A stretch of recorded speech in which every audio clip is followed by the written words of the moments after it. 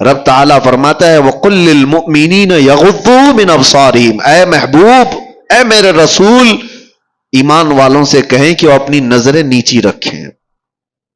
وَقُلْ لِلْمُؤْمِنَاتِ يَغْضُضْنَ مِنْ أَبْصَارِهِنَّ، اور عورتوں کو تھوڑا سا زیادہ حکم دیا گیا ہے. مردوں کو اپنی نظریں نیچی رکھنے کا، اور عورتوں کو تھوڑا اور زیادہ حکم کیا ہے؟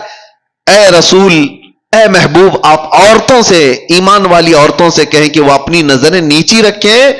دوسرا آگے کا حکم کیا ہے؟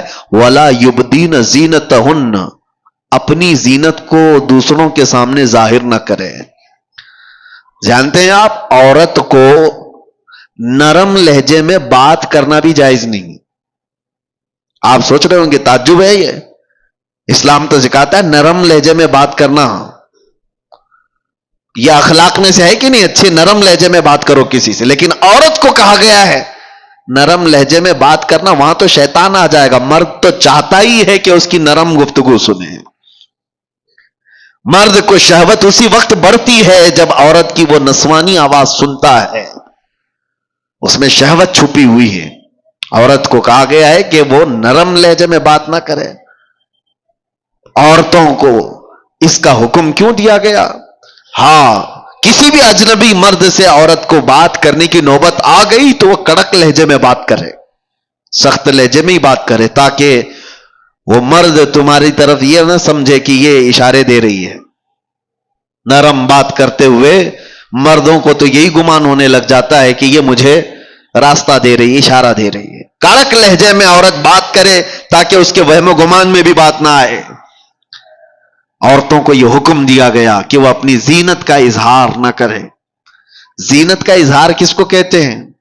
یہ تو آج بولنا ہی مشکل ہو گیا ہے. اللہ کے نبی صلی اللہ تعالی علیہ وسلم نے ارشاد فرمایا اپنے صحابہ سے کہ ایک وقت ایسا آئے گا تم دیکھو گے عورتیں کپڑا پہن کر کے بھی ننگی ہوا کریں گی. حضور پاک صلی اللہ علیہ وسلم نے فرمایا ان پر اللہ کی لعنت اور سارے فرشتوں کی لعنت. میرے آقا فرماتے ہیں وہ کون سی عورتیں ہیں؟ تنگ و تاریک لباس پہننے والی، چست لباس پہننے والی، چپکا ہوا بدن سے جس سے اس کے سارے اعضاء ظاہر ہوتے ہوں ایسا لباس پہننے والی. ان کے تو برقعے ہی کیسے ہو گئے؟ اب وہ تو زینت کے لیے ہو گئے.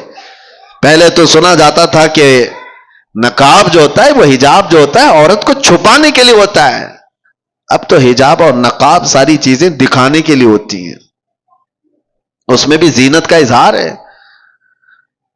حکم یہ تھا کہ باہر سے اگر کسی کی نظر پڑ جائے تو مرد یہ پہچاننے سے عاجز ہو جائے کہ یہ جوان عورت ہے کہ بوڑھی عورت ہے، اسے یہ پہچاننے کی تمیز بھی نہ رہے. اس طرح سے وہ عورت کو حجاب کا حکم تھا. لیکن عورتیں آج کپڑا پہن کے بھی ننگی ہیں. یہ زنا کے عام ہونے کے اسباب ہیں. جب اس طرح کی حرکتیں ہوں گی تو گھر محفوظ نہیں رہیں گے، کسی کے گھر محفوظ نہیں رہیں گے. نوجوانوں سے ہم تاکید تو کر سکتے ہیں کہ بیٹا آپ اپنی نظریں نیچی رکھو، اپنی حیا کا قتل مت کرو. ہم آپ سے یہ کہہ تو سکتے ہیں کہ آپ اپنے آپ کو کنٹرول میں رکھو. لیکن ان عورتوں کا کیا جو خود ہی ننگی باہر آ جائے؟ ایک نوجوان کہاں تک اپنے آپ کو سنبھالے گا، کہاں تک برداشت کرے گا؟ کیا اس میں ان عورتوں نے بڑا کردار نہیں ادا کیا ہے کہ بے حیائی کو پھیلانے میں، بچوں کے اخلاق کو بگاڑنے میں ان عورتوں کا کردار نہیں ہے؟ بہت بڑا کردار ہے. ہم دنیا بھر کی عورتوں کو کچھ کہنے جائیں تو ہمیں اب ٹون مارا جائے گا کہ عورتوں کے حقوق کا قاتل ہے، یہ عورتوں کی آزادی کے خلاف ہے یہ مولانا لوگ. دیکھو پورے جھنڈ کے جھنڈ حملہ کرنے لگ جاتی ہیں عورتیں. کوئی ایک بھی اگر ان کے لباس پر بات کرے تو ان کو ایسا لگتا ہے کہ سب کے سب حملہ آور ہو جائیں گے. عورتوں پر ہی بولتے ہو، مردوں کو نہیں بولتے. اسلام وہ ہے جو پہلے مردوں کی آنکھوں پہ پابندی لگایا ہے. لیکن اس کا مطلب یہ نہیں ہے کہ سارے مرد اپنی آنکھیں نیچے رکھ کر کے ہی جائیں گے اور آپ اپنا جسم کھلا رکھ کر کے ہی کہو. تو ان عورتوں سے میں کہتا ہوں جن کو ہمارے جملے برے لگتے ہیں، میاں قانون بھی ہے، پولیس بھی ہے، ڈپارٹمنٹ بھی ہے، سب کچھ تو ہے گورنمنٹ کے اندر، حکومت کے اندر. تو پھر اپنا سونا چاندی تجوری میں کیوں رکھتے ہو؟ چوکھٹ پہ رکھا کرو. پولیس تو ہے نا، حفاظت کے لیے گورنمنٹ تو موجود ہے. لاؤ اپنی جویلری پوری باہر دروازے کے باہر رکھ کر کے آرام سے سو. آپ کو لگے گا نہیں پولیس تو ہے 24 گھنٹے تھوڑی نا میرے مال کو دیکھ رہی. یہی ہم آپ سے کہنا چاہتے ہیں. نوجوان اپنی آنکھیں نیچی تو کر لیں گے لیکن 24 گھنٹے نہیں کر سکتے. تم اپنی حفاظت تو کرو, تم اپنے جسموں کی حفاظت کرو. اور جس طرح سے یہ عورتوں کو برا لگتا ہے, میں ان سے یہی کہتا ہوں تمہارے جسموں کو ہم حفاظت کے لیے کہہ رہے ہیں, یہ نہیں کہ کوئی یہ پابندی ہے, یہ کوئی قید ہے. کس نے کہا کہ تم کو قید کرنا ہے؟ اگر عورتوں کو قید میں رکھنا ہوتا تو ہماری آدھی شریعت ام المومنین عائشہ صدیقہ سے نہیں چل رہی ہوتی. سیدتنا عائشہ صدیقہ رضی اللہ تعالیٰ عنہا کے بیان کردہ حدیثوں سے آدھی شریعت ہے ہماری.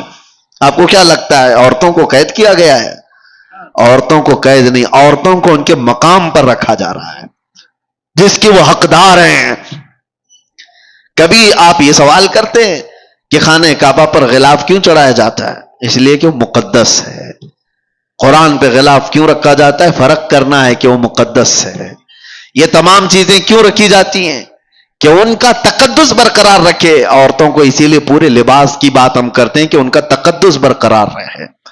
ننگی رہے تو ہر ایرا غیرہ نتھو کھیرا دیکھتا تو رہے گا ہی. لوگوں کی شہوت پر کسی کا کنٹرول تھوڑی نہ ہے. کتنوں کی آنکھوں کو ہم بچائیں گے؟ یہ بے حیائی کا جو دور دورہ ہے اس میں یہ سارے اسباب ہیں. برا رزق جب جسم میں جاتا ہے تب اس کا زنا کی طرف میلان زیادہ ہوتا ہے. حرام رزق جسم میں آتا ہے تو بے حیائی کی طرف بڑھتا ہے. اور دوسرا کارن, عورتیں اور مرد جب اپنے لباس کے ساتھ ناانصافی کرتے ہیں تو پھر یہ بے حیائیوں کا دور دورہ ہے. شیطان یہ چاہتا ہی ہے کہ تمہارا لباس نکال دیا جائے, تمہیں ننگا کر دیا جائے. وہ یورپ ہے جس نے جانور اور مردوں کے, انسانوں کے فرق کو مٹا دیا ہے. میں اکثر ایک جملہ جو کہتا ہوں, ننگا رہنا اگر فیشن ہے تو بھینس زیادہ فیشنیبل ہے, جانور زیادہ فیشنیبل ہے, وہ تو کچھ بھی نہیں پہنتے. ننگا رہنا کوئی فیشن ہے؟ انسانیت کیا ہے؟ ہم کوئی جنگلی زندگی گزار رہے ہیں کیا؟ ہمیں کپڑے میسر نہیں ہیں؟ اس کو یہ شیطانی تمام جماعتوں نے مل کر کے شہوتوں کو عام کرنے کے لیے ننگا کیا ہے. ورنہ کپڑوں کی دشمنی کس کی ہے؟ ارے بڑے بڑے برانڈ کے کپڑے تو تم ہی لوگ بناتے ہو اور پھر ننگا بھی رکھنا چاہتے ہو. کمپنیاں بند کر دو, کپڑے ہی مت بناؤ. جو کپڑے بنتے ہیں تو اس بات کا تصور میں آپ کو لانا چاہتا ہوں, کس کے لیے بنتے ہیں؟ جانوروں کے لیے. حیرت ہوتی ہے, میں کبھی کبھار یہ بھی چیز محسوس کرتا ہوں محفلوں میں, شادیوں میں, باراتوں میں, وہ کرسیاں زیادہ پردے میں رہتی ہیں عورتوں سے ہیں. اور کرسیوں کو شامیانے والے موجود ہیں, اوپر سے نیچے تک چھپائے ہوتے ہیں, پتہ بھی نہیں چلتا اندر لال کرسی ہے کہ پیلی کرسی ہے, کپڑا اڑا دیا ہے. بے جان کرسی کو اتنا پردے میں رکھا ہے اور جان والی عورت کو پوری طرح سے زینت بنا کر لوگوں کے سامنے رکھا ہے. ان خواتین سے میں کہتا ہوں تمہیں آج کوئی روکنے والا نہیں ہے, کوئی قانون ایسا نہیں ہے کہ تمہیں پابند کرایا جائے. صرف ایک قانون ہے, وہ اللہ رب العزت کا خوف. تمہیں قیامت کے دن اٹھایا جائے گا. میرے آقا صلی اللہ تعالی علیہ وسلم نے فرمایا معراج کی شب میں نے جہنم میں اکثر عورتوں کو دیکھا ہے. ان کے عذابات کا بھی ذکر فرمایا. ان میں سے ایک عذاب کا ذکر میرے آقا نے فرمایا کہ عورتوں کو بالوں سے باندھ کر کے سزا دی جا رہی تھی اور ان کے بالوں میں پیپ اور خون بھرا ہوا تھا اور فرشتے ان کو دردناک اذیتیں دے رہے تھے, عذاب میں مبتلا کر رکھے ہوئے تھے. پوچھا گیا کون سی عورتیں؟ کہا گیا کہ یہ اپنی زینت کا اظہار عوام کے سامنے کرتی تھی, یہ بے حیا باہر آیا کرتی تھی. تمہیں اسلام نے جو عزت و وقار دیا ہے اس عزت و وقار کے ساتھ رہو, ورنہ معاشرہ بہت خراب ہوتا جا رہا ہے. اب یہاں مردوں کی ذمہ داری ہے, اپنی بیٹیوں کو پردہ سکھاؤ. ننگی لا کر کے بازاروں میں گھمانے کو پوش نہیں کہا جاتا. بے حیا آدمی ہے وہ جو اپنی بیٹیوں اور اپنی عورتوں اور اپنی بہنوں کے پردے کے سلسلے میں آزاد خیالی کا اظہار کرتا ہے. نہیں, ہمارے ہاں تو یہ سب نہیں چلتا ہے, نہیں چلتا ہے. میرے آقا صلی اللہ علیہ وسلم نے فرمایا دیوس جہنمی ہے، دیوس جہنمی ہے، دیوس جہنمی ہے۔ صحابہ نے پوچھا یا رسول اللہ وہ کون ہے دیوس؟ حضور پاک فرماتے وہ شخص دیوس ہے جس کی عورت بے پردہ باہر نکلتی ہے، وہ مرد بھی جہنم میں جائے گا۔ مرد کے بارے میں، عورت کے بارے میں اور مرد کے بارے میں۔ اور ایک بات میں آپ کو بتاؤں، مرد اپنی غیرت اور اپنی مردانگی کیسے اس کی پہچانی جاتی ہے؟ عرب والوں سے آج بھی پوچھو، عرب میں آج بھی جا کر کے پوچھو، آج بھی ان کے حالات اگرچہ بگڑے ہوئے ہوں لیکن سگی بھابھی کو بھی کوئی دیور نہیں دیکھ سکتا وہاں۔ کئی ایسے میں گھر جانتا ہوں، کیونکہ ان کی غیرت ہے، اس کو مردانگی سمجھتے ہیں، اپنی عورت کی حفاظت کرنا۔ یہ بے غیرت بے حیا لوگ ہیں جو اپنی عورتوں کا اظہار کرنے کے لیے باہر لے آتے ہیں، شک ہوتا ہے تم پورے ہو بھی کہ نہیں ہو، عورتوں کا اظہار کرانے کے لیے۔ اور اب تو فیشن بنا ہوا ہے، ایک خوبصورت عورت کسی کی آ گئی تو وہ دوستوں میں لا لا کر کے اس کو ملوا رہا ہے، اس کو دکھوا رہا ہے، دیکھو تمہاری بھابھی کیسی ہے۔ معاذ اللہ رب العالمین، تم زنا کے دروازے کھول رہے ہو، تم بے حیائی کی دروازے کھول رہے ہو۔ تمہاری عورت بازار کی زینت نہیں ہے جو لا کر کے دکھا رہے ہو۔ ارے موبائل دکھا دیا، گھڑی دکھا دیا، جوتے چپل دکھا دیا، سمجھ میں آتی ہے کہ چلو اس کی اپنی خوشیوں کا اظہار کر رہا ہے، اپنی بیوی کو دکھاؤ گے دوسروں کے پاس اور امید کیا رکھتے ہو سامنے والے سے؟ یہ تو بات ہی الگ ہو گئی کہ کتے کو سامنے گوشت دکھا کر کے پھر کہا جائے کتا کچھ نہیں کرتا ہمارا، کتا گوشت خور ہے، وہ کھائے گا، آج نہیں کھائے گا، کل نہیں کھائے گا، کبھی تو تم نے دروازہ کھول رکھا ہے، وہ کبھی نہ کبھی کھائے گا اس چیز کو۔ اسی لیے میرے عزیزوں، ایک بزرگ نے اپنے مرید سے کہا تھا، یہی لڑکیوں کے پردے اور حجاب کے بارے میں بات آئی تو انہوں نے کہا تھا بیٹا گوشت خرید کر کے لانا، 2 کلو گوشت ایک کھلے برتن میں سر پر رکھ کر کے لانا، کپڑا مت ڈھانکنا۔ وہ گوشت تو خرید لیا، سر پہ برتن رکھ کر کے اپنے بزرگ استاد کے پاس لا رہا تھا، جب تک کوے سارا گوشت کھا گئے تھے، کوئی چیل کوئی کوا کوئی اٹھا کر کے لے گئے، برتن خالی۔ تو استاد نے اس سے پوچھا کہاں گیا گوشت؟ کہا سب تو یہ پرندے کھا گئے، آپ نے منع کیا تھا کپڑا رکھنے۔ میں نے کہا، اس بزرگ استاد نے کہا تم نے دیکھا یہ تھوڑے سے سفر میں چیل کوے کھلے گوشت کو چھوڑتے نہیں، تو تمہاری ماں اور بہنوں کو کھلا رکھو گے تو یہاں کے درندے کیسے چھوڑ دیں گے؟ یہ زنا کا عام ہونا، یہ بڑی بڑی باتیں کرتے ہیں۔ آج ریپ بہت ہونے لگ گیا، کیا سزائیں نہیں ہیں دنیا میں؟ آج تو اتنی سخت سزائیں، 20 سال کی سزائیں، عمر قید کی سزا ہے، پھانسی کی سزا ہے۔ ہم نے قید خانے میں دیکھا ہے کتنے آتے ہیں ریپ کیس میں۔ یہ 376 آپ کو معلوم ہوگا، مشہور ہے، جب بھی اس میں آتا ہے تو اس کو جیل میں بھی لوگ مارتے ہیں، وہ سب پتا ہے، سب کو معلوم ہے کہ اتنا سخت قانون ہے، پھر بھی بچتے کیوں نہیں ہے؟ اس کا سدباب روک تھام ہوتی کیوں نہیں؟ اتنا سخت قانون بچیوں کے ساتھ، جو نابالغ بچیاں ان کے ساتھ جب ریپ ہوتا ہے تو اس کا اور بڑا سخت قانون ہے، اس میں تو بیل بھی نہیں ہے، اس میں سخت قانون بھی اور جج بھی اور ساری عدالتیں اس کے ساتھ سختی کے ساتھ بھی پیش آتی ہیں، پھر بھی رکتی کیوں نہیں؟ ریشو آپ نکال کر کے دیکھو آپ کہ یہ کتنی کوانٹٹی میں آج بھی یہ سارے معاملات ہو رہے ہیں، کیوں ہو رہے ہیں؟ قانون سے بھی لوگوں کا ڈر ختم کیوں ہے؟ وجہ یہ ہے میرے عزیزوں، جو میں نے شروع میں کارن بتایا، پہلی چیز رزق حرام جسم میں ہو تو عام لڑکی تو کیا وہ اپنی ماں بہنوں کے اوپر بھی غلط نظر ڈال سکتا ہے۔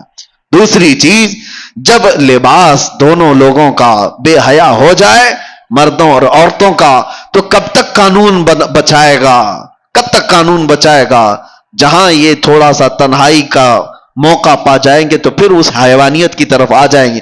اسی لیے قرآن نے جہاں روک تھام کی ہے وہیں سے رک جاؤ، وہیں سے رک جاؤ۔ اسلام نے شروع جہاں سے ہوتا ہے، لیکیج جہاں سے ہوتا ہے، وہاں پر روک لگائی۔ اپنی آنکھوں کی حفاظت کرو، اپنی آنکھوں کی حفاظت کرو، اپنے لباس کو سلیقے والا رکھو۔ یہ جو آج نوجوان کبھی آتے ہیں تو مجھے بڑا تعجب بھی ہوتا ہے، میری عادت نہیں ہے ڈانٹ ڈپٹ کرنے کی، کسی کو سامنے ذلیل کرنے کی، کبھی بھی نہیں۔ کچھ بہت سارے اس طرح کی چیزوں میں ملوث آتے ہیں، لیکن ایک چیز، جب یہ پھٹے کپڑے پہن کے آتے ہیں، جینس ادھر سے پھٹی ادھر سے پھٹی، اور پھر کہتے ہیں یہ فیشن ہے، کس لیے پھاڑ کر کے پہن رہے ہو؟ ستر دکھانا۔ لوگوں کو یہ لگتا ہے کہ ماڈرن دنیا اب یہ کر رہی ہے تو ہمیں بھی کرنا چاہیے۔ اے نوجوان، کاش ایک بار تو کسی عالم سے پوچھا ہوتا میرے رسول اللہ کا لباس کیا تھا۔ تو دنیا داروں کو دیکھا وہ پھٹے ہوئے کپڑے پہن رہے تو تم بھی پہننے لگ گئے، وہ اپنا سطر دکھانے پر آئے تو تم بھی سطر دکھانے پر آ گئے۔ کون سی لائف جینے پر آ گئے، کون سی زندگی گزارنے پر آ گئے؟ تیسری ایک وجہ اور بتا دوں، بزرگوں نے فرمایا ہے کہ جب بندہ زیادہ گانے سنتا ہے تو اس سے زنا کے قریب جاتا ہے۔ یہ جتنے نغمات گانے سننے کی جس کو عادت ہے، اس کے جسم کے اندر بے حیائی کا زیادہ رجحان ہوتا ہے۔ اور ایک بزرگ نے فرمایا کہ دنیاوی محبت کے گانے انسان کے دل میں نفاق پیدا کرتے ہیں، منافق بناتے ہیں۔ منافق سمجھتے ہو؟ منافق وہ آدمی جو دکھنے میں مسلمان ہے، اندر سے کافر ہے، اندر سے کافر ہے۔ تو یہ تمام چیزوں سے اپنے آپ کو روک لو، شاید معاشرے کے اندر ایک انقلاب آ جائے۔ اللہ کے نبی صلی اللہ علیہ وسلم کو گواہ بنا کر کے اپنے آپ کو ہی کہو کہ آج سے میں یہ چیزیں نہیں سنوں گا۔ ارے روزانہ ہو سکے تو اللہ کا کلام ایک سورہ سن کر کے تو سو۔ دیکھو جسم کے اندر کتنا اثر پیدا کرتا ہے۔ تمہارے پاس ہاتھوں میں موبائل ہے، ایئر فون لگے ہوئے رہتے ہیں، گھنٹوں کیا کیا چیزیں سن رہے ہوتے ہیں، ریلز دیکھ رہے ہوتے ہیں۔ کاش ایک بار سونے سے پہلے بستر میں سورہ ملک سن کر کے سوتے، تبارک سن کر کے سوتے۔ میرے آقا صلی اللہ تعالی علیہ وسلم کی حدیثیں ہیں، وہ بندہ جب مر جاتا ہے، قبر میں جاتا ہے، تو یہ سورہ ملک اللہ کے پاس جاتی ہے اور جا کر کے رب تبارک و تعالیٰ سے جھگڑا کرتی ہے۔ یہ لفظ ہے، بحث کرتی ہے کہ اے اللہ، یہ روزانہ مجھ کو تلاوت کرنے والا بندہ آج دنیا سے گیا ہے، اس کی بخشش کر دے، اسے معاف کر دے۔ جب تک رب تبارک و تعالیٰ معاف کرنے کا حکم نہیں کرتا تب تک وہ نہیں آتی۔ اللہ تبارک و تعالیٰ سے اس چیز کا مباحثہ کر رہی ہے، اس کے بعد پھر رب تبارک و تعالیٰ فرماتا ہے جا تیری سفارش پر میں اسے معاف کر دیا۔ تو حضور فرماتے ہیں سورہ ملک جنت میں جاتی ہے اللہ کا حکم پا کر کہ اللہ مجھے اجازت دے جنت میں جانے۔ جنت میں جا کر کے وہاں سے تکیہ بچھونا اور لے کر کے آتی ہے خوشبوئیں، اور قبر میں آتی ہے اور آ کر کے اس میت سے کہتی ہے تجھے تھوڑی دیر ہو گئی، میں جنت سے یہ سارا سامان لے کر کے آ گئی۔ کون ہے ہمارا رفیق، کون ہے ہمارا دوست جو قبر میں جانے کے بعد یہ وہ بے حیائیوں کے گانے جن کو گانے کے بعد آدمی کافر بھی ہو جاتا ہے اور زنا کی طرف چلا جاتا ہے۔ کیا کر لو گے؟ یہ ساری چیزیں سن کر کے ہوتا کیا ہے؟ سوائے دماغ میں ٹینشن کے اور کچھ نہیں بھرتا، اور جب دنیا کی فکریں زیادہ ستائیں تو لوگ سمجھتے ہیں ایک کوئی گانا سن لیں، کوئی ایسا نغمہ سن لیں، سیڈ پوزیشن پہ آئے ہوئے ہیں، تمہارا سیڈ بڑھتا چلا جائے گا، غم بڑھتا چلا جائے گا۔ ایک علاج بتاتا ہوں، بہت زیادہ ٹینشن اور بہت زیادہ ڈپریشن کے شکار ہو جاؤ تو میرے مصطفیٰ کو یاد کرو، پھر تنہائی میں بیٹھ کر حضور پاک کی شان میں کوئی اچھی نعت سن لو، پھر اس کے بعد دیکھنا کہ تمہارے قلب کا علاج ہوتا ہے کہ نہیں ہوتا، تمہارے دل کو سکون و اطمینان آتا ہے یا نہیں۔ میں نے محسوس کیا ہے میرے عزیزوں، آنکھیں برس پڑتی ہیں حضور کو یاد کر کے۔ جب آدمی گھبرا کر کے حضور کو سننے کی کوشش کرتا ہے تو دل کی جتنی بھی بھڑاس ہے وہ نکل جاتی ہے، دیواروں کو پکڑ کر کے رونے کا من کرتا ہے، پھر سب کچھ ہلکا ہو جاتا ہے۔ بعد میں اسے لگتا ہے، اسی کو اعلیٰ حضرت نے کیا فرمایا تھا، ان کے نثار کوئی کیسے ہی رنج میں ہو، جب یاد آ گئے ہیں سب غم بھلا دیے، ان کی مہک نے دل کے غنچے کھلا دیے ہیں، جس راہ چل دیے ہیں کوچے بسا دیے ہیں۔ نبی آخر الزمان صلی اللہ تعالی علیہ وسلم کی یاد تمہارے دلوں کے اندر ایک انقلاب پیدا کرے گی، تمہارے چہرے پر رونق اور تمہاری زبان میں اثر پیدا کرے گی۔ اور آخری بات کی طرف میں آتا ہوں، ان بے حیائیوں اور برائیوں سے اپنے آپ کو بچانے کا ایک مضبوط اسلحہ دے کے جاتا ہوں، مضبوط ہتھیار۔ کیسے روکو گے؟ آنکھیں بچتی نہیں ہیں، زبان رکتی نہیں ہے، بے حیائی کی طرف زیادہ چلے جاتے ہیں. کوئی چیز تو ہونی چاہیے. لوگ آج شارٹ کٹ علاج زیادہ چاہتے ہیں. ہاں، کئی لوگوں نے مجھ سے یہ کہا کہ آپ پہلے کافی موٹے تازے دکھتے تھے، ابھی دبلے اتنے کیسے ہو گئے ہو؟ میاں بہت محنت کیا ہے. ایسا نہیں ہے کہ کچھ کسی سزا کی وجہ سے جسم گل گیا ہے. دن میں 8-8 کلومیٹر چلتا تھا، محنت کیا. اب کسی کو بتایا کہ جسم کی چربی پگھلانے کے لیے محنت کرنی پڑتی ہے، نہیں، ان کو کوئک علاج چاہیے اور وہ ڈھونڈ رہے ہیں. اور بیوقوف ڈاکٹروں کے ہاتھوں میں جا کر کے اپنے آپ کو برباد بھی کرتے ہیں. کوئی ڈاکٹر کہا صبح سے شام تک 5 کلو کم ہو جائے گا، چلا گیا اس کے پاس بھی. یہ جو فطرت ہے نا، کوئک علاج چاہیے. نہیں میرے عزیزو، دنیا میں کوئی بھی اتنی آسانی سے چیز نہیں ملتی، اور جو مل جاتی ہے پھر وہ ڈپلیکیٹ ہو سکتی ہے. ہاں، ایک ہی چیز ہے کوئک علاج، وہ صرف اور صرف رب العالمین کا سجدہ ہے، بہت تیزی سے جو اثر لاتا ہے. اس کے علاوہ آپ دنیا میں کسی بھی چیز کو بغیر محنت کے حاصل نہیں کر پاؤ گے. میں جو بات عرض کر رہا ہوں، کوئی ہتھیار، کوئی اسلحہ ایسا جو ان بے حیائیوں پر کنٹرول کرنا مجھے سکھا دے.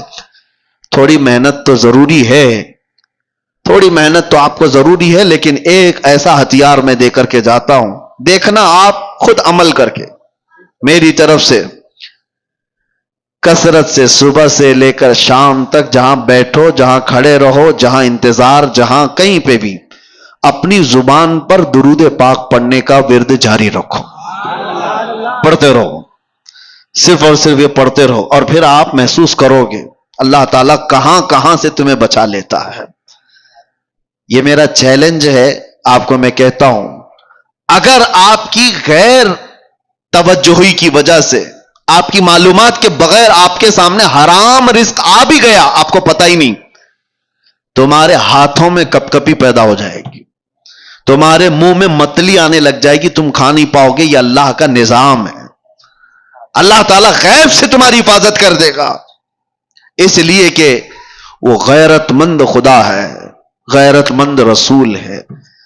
رب تبارک و تعالیٰ ان زبانوں کی حفاظت کیسے نہیں کرے گا جو اللہ کے ذکر کے لیے کھل رہی ہیں اور اس کے حبیب پر درود کے لیے کھل رہے ہیں. کثرت سے آپ درود پڑھنے کی عادت ڈال لو. میں نے سنا تھا شاعر مشرق اقبال کے متعلق،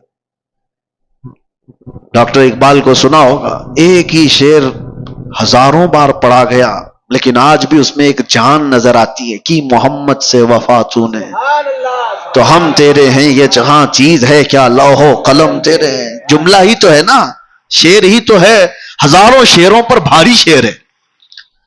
اقبال نے ایک دو شعر نہیں لکھے، ہزاروں شعر لکھے، لیکن اتنا اثر ہے کہ ہر مجمع میں، اور ایک بار نہیں 1000 بار پڑھو، اثر آج بھی دیتا ہے کہ نہیں دیتا. اقبال کے ان اشعار میں اثر کیسے اتنا؟ تو اقبال نے کہا تھا میں نے 1.25 کروڑ مرتبہ درود پاک پڑھا ہے. 1.25 کروڑ مرتبہ درود پاک پڑھا ہے. میں نے یہ سنا تھا. اگر یہ بات ہے تو میرے عزیز و زبان کا اثر بڑھ جاتا ہے. ہم نے خود بھی اپنی عادت یہ بنا رکھی ہے، سفر میں ہوں کہیں پر بھی ہوں کثرت سے درود پڑھتے رہیں. اس سے کئی چیزوں سے آدمی بچ جاتا ہے، دوسروں کی غیبت کرنے سے، دوسروں کو برا بھلا کہنے سے، اور اپنی زبان کو غلط چیزوں کی عادت ڈالنے سے. ان تمام چیزوں سے اللہ حفاظت کرتا ہے. تو آج سے ان چیزوں کی عادت ڈال لو، اللہ تعالیٰ ان بے حیائیوں کو ہمارے اندر آنے سے محفوظ فرماتے. اور میرے عزیزوں، معاشرے کے اندر جو بے حیائیاں پھیلتی جا رہی ہیں، اپنے رزق پر کنٹرول کرو. ہر جگہ کھانے کی نہیں ہوتی. تم بھینس نہیں ہو، تم بیل نہیں ہو جہاں ہرا گھاس دکھا اور منہ ڈال دیا. ہر چیز تمہارے کھانے کے لیے نہیں ہے. اپنے اندر حلال اور حرام کی تمیز ہمیشہ رکھو. ایک لقمہ بھی اگر جاتا ہے تو تمہاری نسلوں پر بھی اثر کرتا ہے، نسلوں پر بھی اور تمہارے اعمال پر بھی. ایک صاحب ٹرین میں سفر کر رہے تھے، سنا تھا میرے استاد سے، بہت پرہیزگار آدمی تھے، بہت پرہیزگار.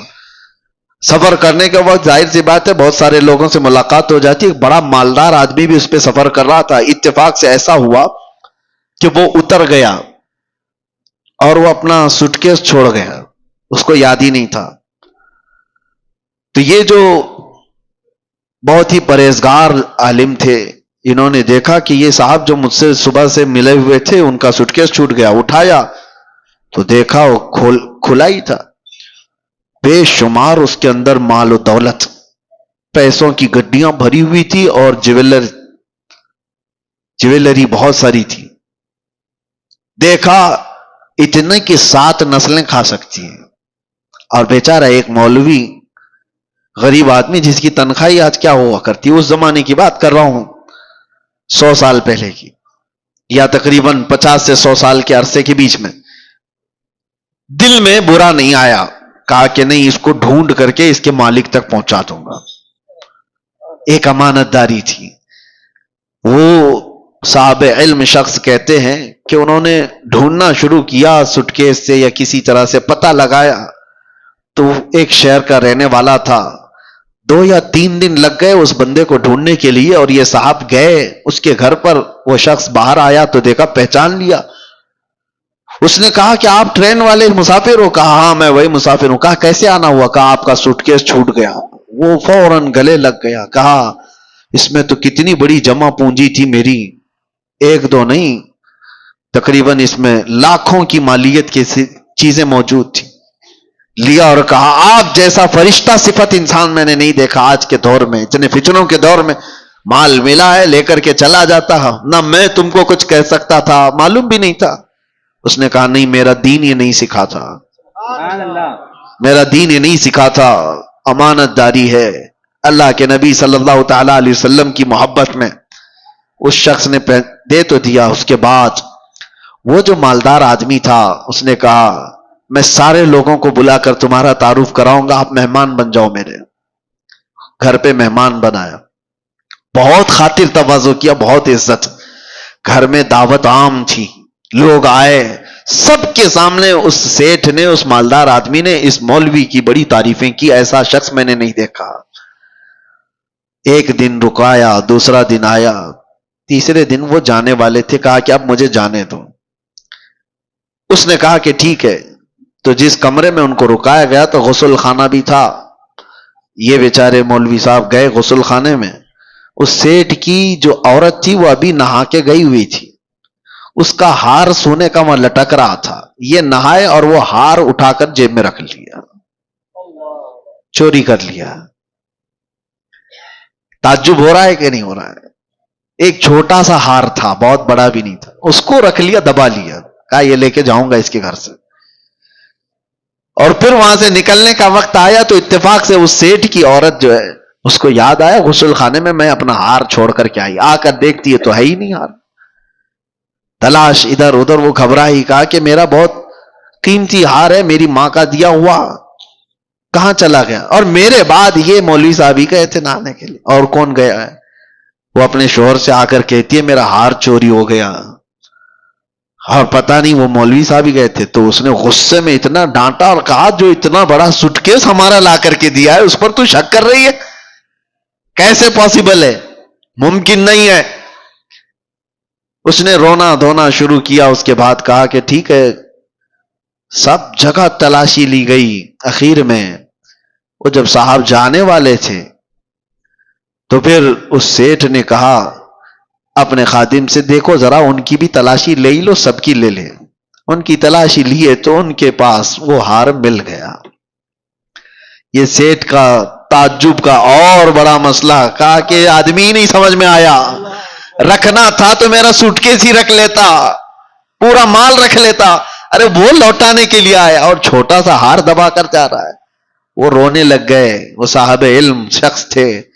کہا کہ پتہ نہیں کیسے مجھ سے یہ ہو گیا, کیسے ہو گیا مجھے اندازہ نہیں, لیکن یہ جو میری اب بے عزتی ہو گئی. اس کے بعد اس سے سیٹھ سے انہوں نے جو جملہ کہا وہی میرے بیان کرنے کا مقصد. وہ کہتے ہیں بات در حقیقت یہ ہے جب تک میں تیرا سوٹکیس لا کر کے دیا تھا اس وقت تک میں حلال کھاتا تھا, اور 2 دن تیرے گھر میں جو مہمان نوازی ہوئی، یہاں جو کھایا، اس رزق کا اثر ہے کہ میں تیرا ہار چرا لیا. یہ تیرے گھر کے کھانے کا اثر ہے.